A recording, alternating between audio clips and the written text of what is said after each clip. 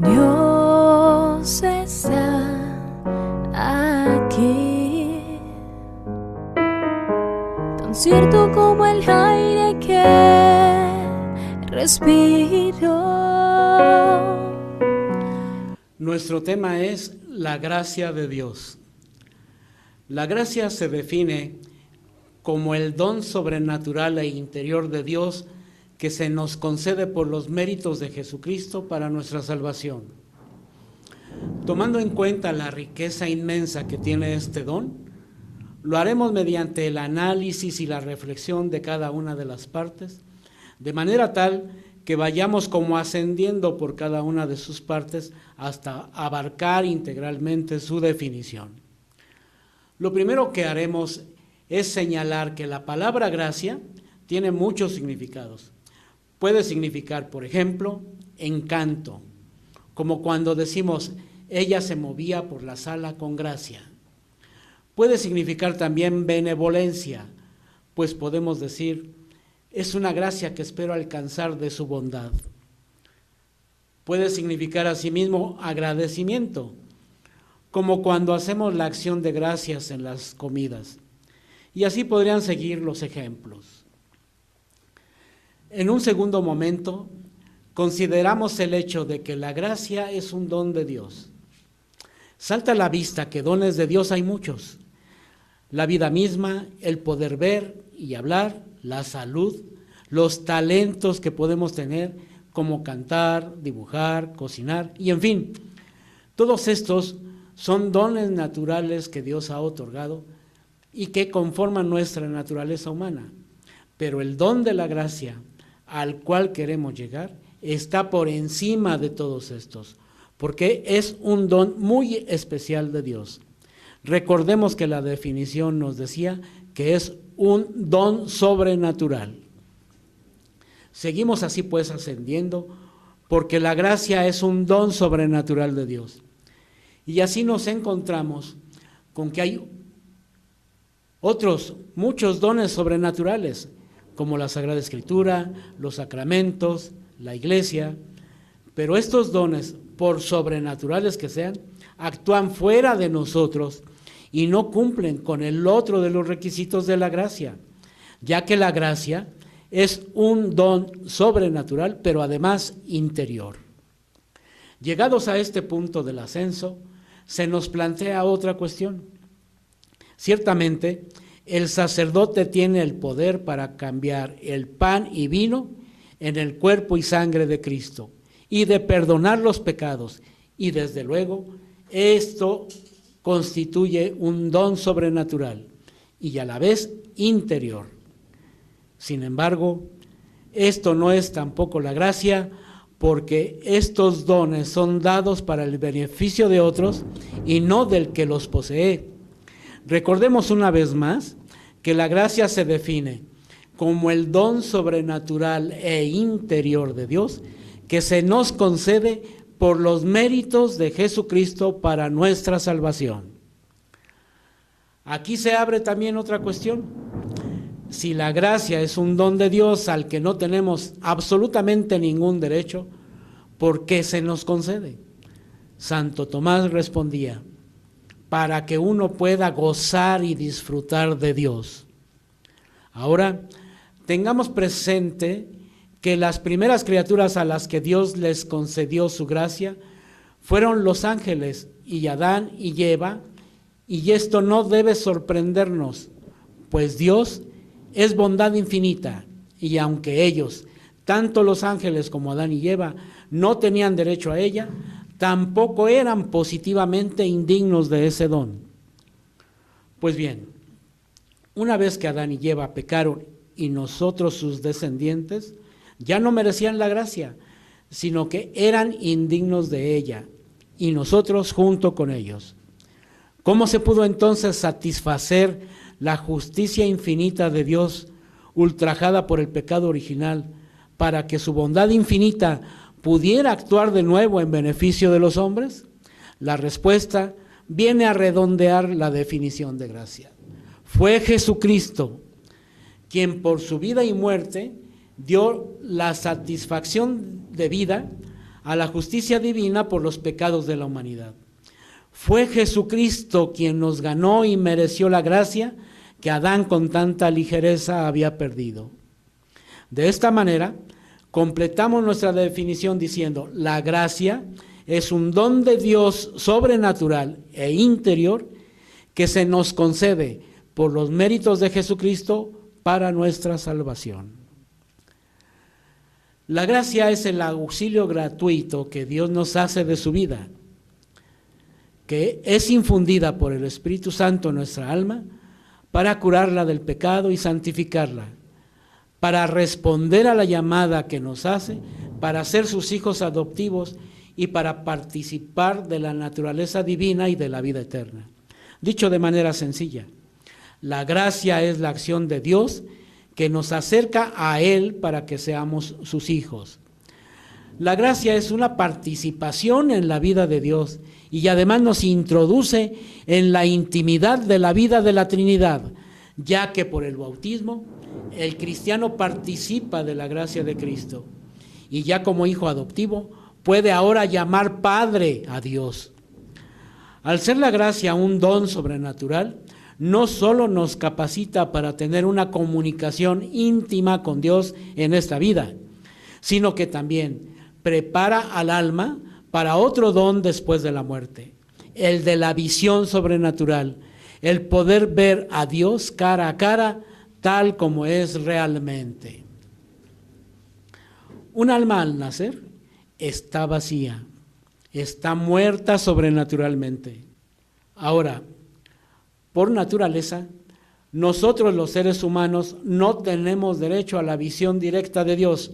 Sencillamente, el alma no tiene capacidad para una unión íntima y personal con Dios. Pero Dios no dejó al hombre a su estado puramente natural.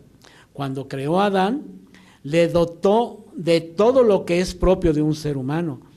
Y además fue más allá, dando a su alma una cierta cualidad que le permitía vivir en íntima unión con Él en esta vida. Esa es la razón por la cual afirmamos que la gracia es una cualidad sobrenatural del alma, un don sobrenatural, porque Dios tomó residencia en el alma de Adán. Al impartirle a Adán esta cualidad sobrenatural, le participa de su propia vida divina. Esta cualidad sobrenatural de que hablamos es distinta de Dios, pero fluye de Él. Dice Jesús en la última cena: si alguno me ama, obedecerá mi palabra, y mi Padre lo amará. Y nosotros vendremos a Él y haremos una morada en Él. Estas palabras llenas de consuelo nos recuerdan dos verdades que no todo cristiano conoce como debiera: la llamada inhabitación trinitaria y la gracia santificante. Inhabitación trinitaria quiere decir que la Santísima Trinidad, Dios Padre, Hijo y Espíritu Santo, habitan, están presentes, hacen su morada en el alma del que vive en gracia. Es una verdad de fe que Dios está presente en el alma del justo, es decir, del que está en gracia. Esto lo repite la Sagrada Escritura en muchos lugares. Dice la primera de Juan 4:16, el que vive en caridad, Dios está en él. Por su parte, primera de Corintios 3:16 y 17 dice, ¿no sabéis que Dios habita en vosotros? Y la segunda de Timoteo 1:14 nos recuerda, el Espíritu Santo que mora en nosotros. La gracia santificante se imparte a cada hombre individualmente en el sacramento del bautismo. Podríamos decir que es un acto de apropiación por parte del Espíritu Santo que toma morada en nosotros. Con su presencia, le imparte al alma esa cualidad sobrenatural que hace que Dios, de una manera grande y misteriosa, se vea en nosotros y en consecuencia nos ame. Y puesto que esta gracia santificante nos ha sido ganada por Jesucristo, por ella nos unimos a Él y al vernos Dios como ve a su Hijo, nos hacemos de hecho hijos de Dios. La Escritura habla de ella de distintas maneras. San Pedro la describe diciendo que es una participación de la naturaleza divina en nosotros. Veamos la segunda de Pedro 1:4. San Pablo la llama nueva creación, hombre nuevo. San Juan la llama vida eterna en nosotros. A veces, la gracia santificante es llamada gracia habitual, porque su finalidad es la de ser la condición habitual y permanente del alma. Una vez unidos a Dios por el bautismo, se debería conservar siempre esa unión de aquí que es invisible, pero visible en la gloria. Como es una realidad espiritual, nos es muy difícil imaginarla, pero es una realidad y está presente en el alma de quien no tiene pecado. Y de aquí su nombre. Gracia quiere decir al mismo tiempo regalo y también brillo, belleza. Es un regalo divino por el cual el alma se embellece. La gracia es por eso descrita por los santos como luz, belleza, calor, fuego. ¿Cómo puede venir Dios, que es totalmente espiritual, totalmente santo, totalmente infinito, a quien no pueden contener los cielos? ¿Cómo puede venir al alma pobre, miserable, pequeña y débil del ser humano? Debe primero prepararla para que sea capaz de contener a Dios, y para esto es la gracia. Es como el nido que Dios mismo se prepara en el corazón del hombre para poder luego anidar en él. Dios comienza a habitar en el alma en el mismo momento en que nos da la gracia, pero Dios deja de estar en el alma cuando ésta pierde la gracia. Cuando nos preguntan ¿qué quiere decir estar en gracia? Y respondemos no tener pecado mortal, decimos solo la mitad, y la mitad más pobre, pues la gracia es infinitamente más que no tener pecado. Es como si dijéramos que un palacio es un lugar donde no hay desperdicios o basura. Describimos pues la gracia por lo negativo, pero hay que hablar de ella por lo que tiene de positivo. La gracia santificante perfecciona al alma para hacerla capaz de vivir con Dios y de obrar por su amor. Se debe distinguir entre la gracia habitual o santificante, que es una disposición permanente para vivir y obrar según la llamada divina, y la gracia actual, que es un auxilio sobrenatural y transitorio. Dios nos da para iluminar nuestro entendimiento y fortalecer nuestra voluntad. Quizá esta expresión de un autor contemporáneo nos ayude a entender lo que es la gracia. La gracia es una vida nueva que se compara a un injerto divino introducido en el tronco silvestre de nuestra naturaleza y que se junta y se combina con nuestra alma para construir una vida de orden mucho más elevado. Esa gracia santificante nos participa de la vida divina, pero no nos da toda la naturaleza de Dios, es decir, no la poseemos por entero.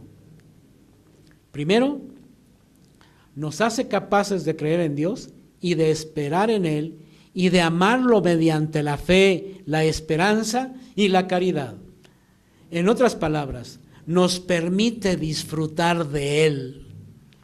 Segundo, nos concede poder vivir y obrar bajo la inspiración divina del Espíritu Santo y mediante los dones que ese Espíritu nos ofrece.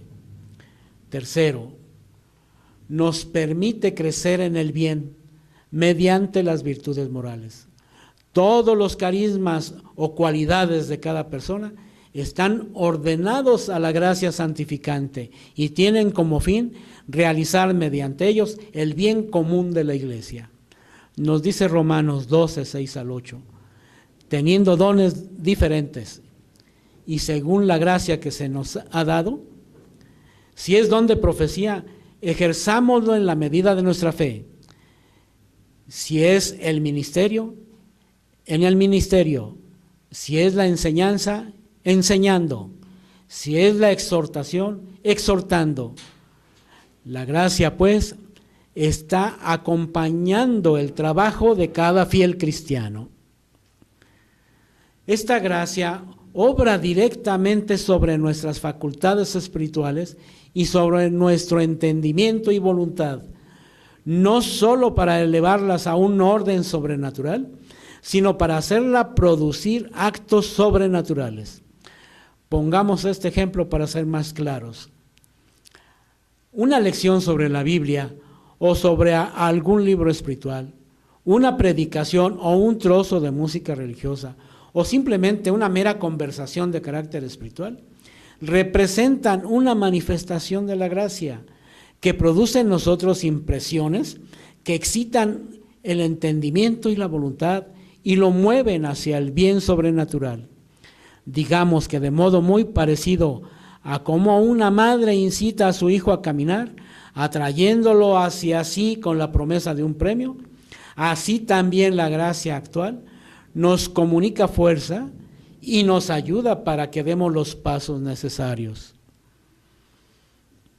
La gracia actual obra en nosotros de dos maneras, moral y físicamente. Moralmente porque nos persuade y nos atrae, y también obra físicamente porque nos comunica fuerza nueva a nuestras débiles facultades, pues no pueden obrar por sí mismas. Otra forma más en la cual la gracia nos ayuda consiste en que previene nuestro libre consentimiento, como por ejemplo, cuando nos viene la idea de hacer un acto de amor a Dios sin que hayamos hecho cosa alguna para suscitar ese pensamiento. Mediante la gracia, Dios pone en mí ese pensamiento y si lo acojo bien, la gracia me auxilia para realizarlo. Siendo de orden sobrenatural, la gracia escapa a nuestra experiencia y solo puede ser conocida por la fe. Por ello, no podemos fundarnos en nuestros sentimientos o nuestras obras para deducir de ellos que estamos justificados y salvados. Sin embargo, según las palabras de Jesús, por sus frutos los conoceréis, de alguna manera nos ofrece la consideración de que la gracia está actuando en nosotros. Santa Juana de Arco respondió así a una pregunta capciosa acerca de si sabía que estaba en gracia de Dios. Si no lo estoy, que Dios me quiera poner en ella. Si estoy, que Dios me quiera guardar en ella. Es obvio que a la iniciativa divina de seguir la respuesta libre del hombre, Dios puso en el hombre una aspiración a la verdad y al bien que solo Él puede colmar. Cuando el ángel Gabriel le anuncia a María que ha sido elegida para ser la madre del Hijo de Dios, no la saluda por su nombre, sino que la llama llena de gracia, porque la plenitud de la gracia fue la dádiva sobrenatural que benefició a María al ser destinada a ser la madre de Cristo. Desde luego que esta elección que Dios hizo fue fundamental para el cumplimiento de sus designios de salvación respecto a la humanidad. Cuando el mensajero divino le dice, no temas, María, porque has hallado gracia delante de Dios. Vas a concebir en el seno y vas a dar a luz un hijo, a quien pondrás por nombre Jesús. La Virgen queda turbada por aquel saludo extraordinario. Según la doctrina formulada en diversos documentos de la Iglesia, la gloria de la gracia, de la cual habla el primer capítulo de Efesios, se manifiesta en la Madre de Dios por el hecho de que ella ha sido redimida de un modo eminente. Y es que por los méritos del que sería su hijo, María fue preservada del pecado original. Frente a Dios no hay, en sentido estricto, mérito por parte del hombre. Entre Él y nosotros, la desigualdad no tiene medida. porque nosotros lo hemos recibido todo de Él, nuestro Creador. El mérito del hombre ante Dios en la vida cristiana proviene de que Dios ha querido libremente asociar al hombre a la obra de su gracia. Primero que nada, actúa la acción paternal de Dios, ya que Él es quien impulsa.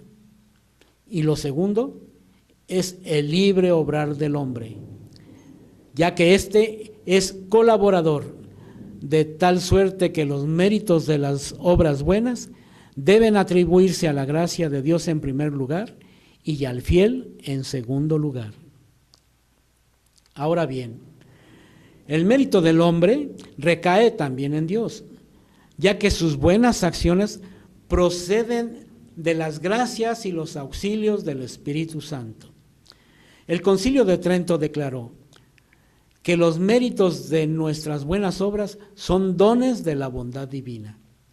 Ahora, bajo la inspiración interior del Espíritu Santo, podemos merecer en favor nuestro y de los demás gracias útiles para nuestra santificación, para crecer en el ejercicio del servicio y para la obtención de la vida eterna.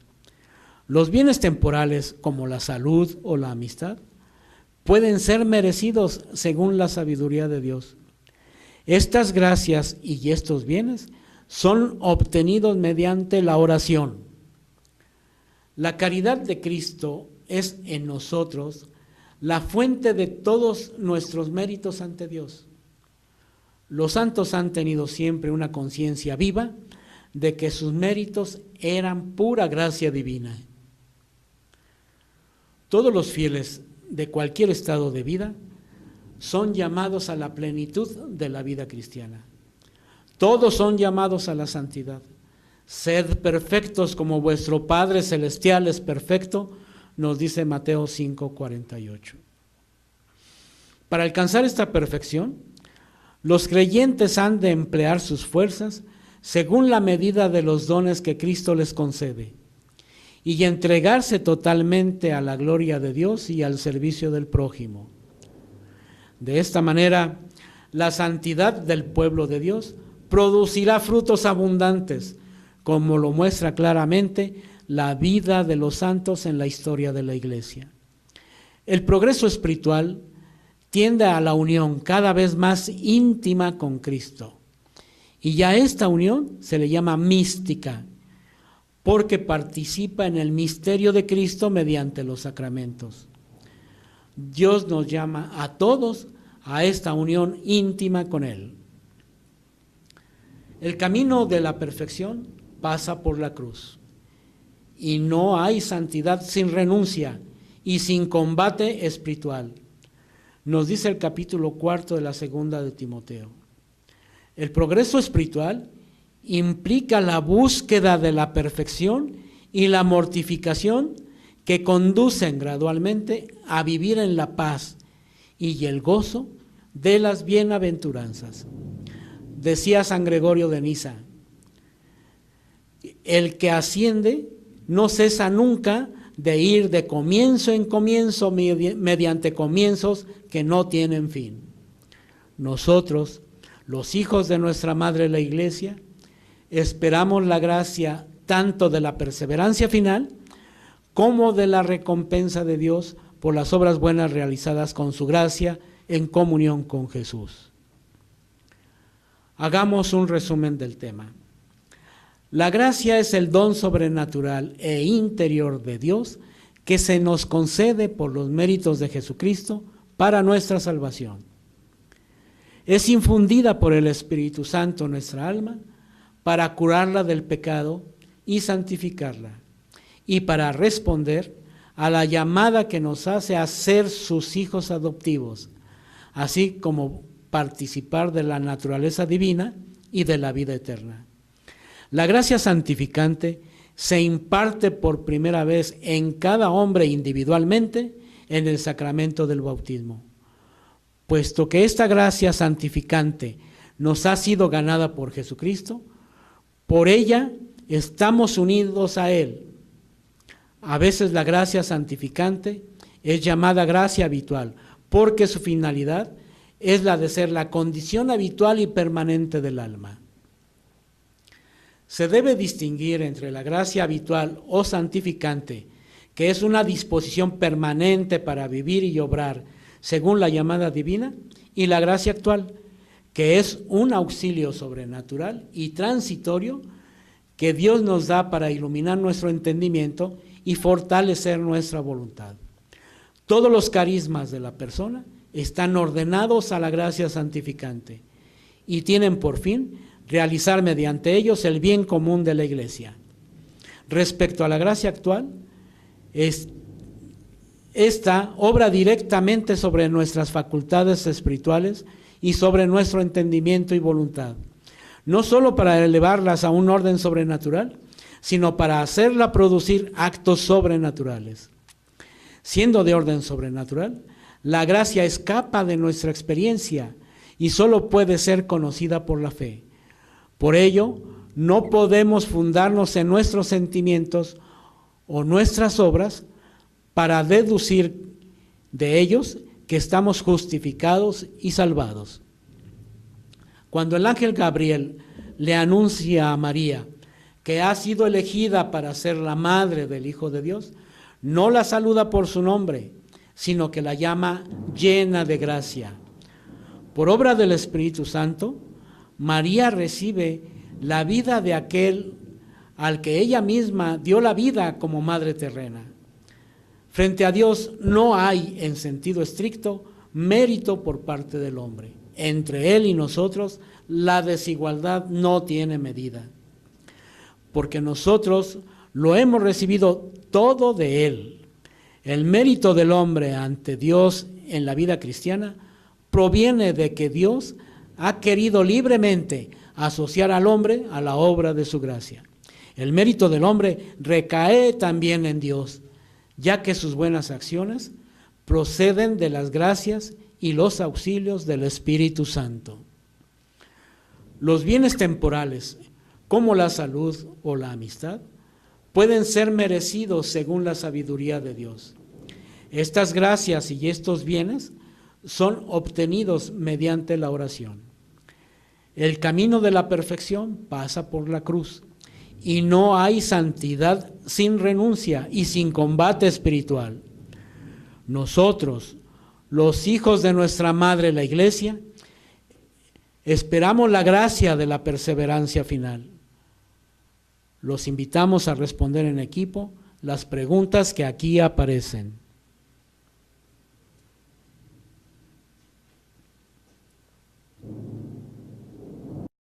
Dios está aquí,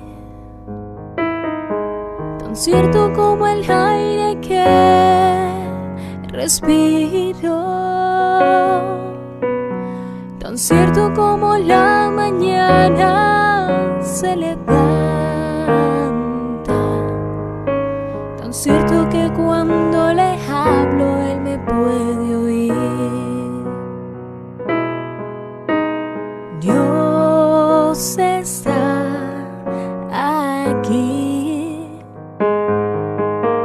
y Él se goza en la alabanza de su pueblo,